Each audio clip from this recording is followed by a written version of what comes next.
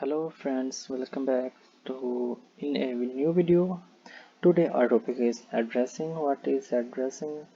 We will read more about addressing. If you come here first time, then subscribe this channel, hit the bell icon, like and share this video. So let's start this video. First video here. What is addressing? For point-to-point configuration, there is no need for addressing. Understand? For point-to-point configuration, there is no need for addressing.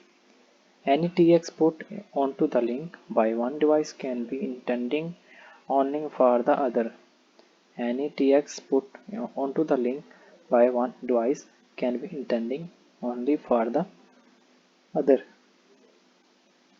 For primary device in a multi-point topology to be able to identify the and communicate with a specific secondary device, there must be some addressing conventions.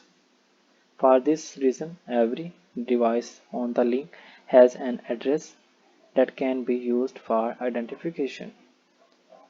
In any transmission, this address will appear in a specified portion of each frame called the address field or header depending upon the protocol.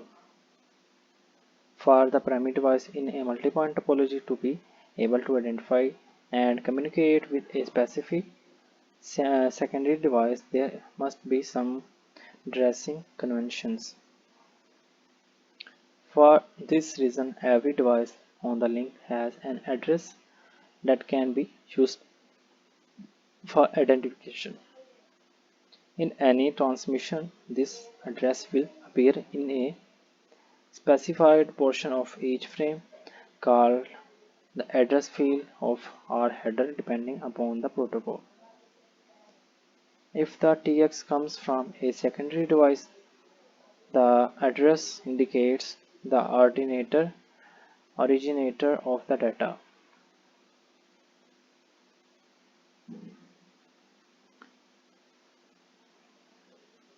The select mode is used whenever the primary device has something to do send.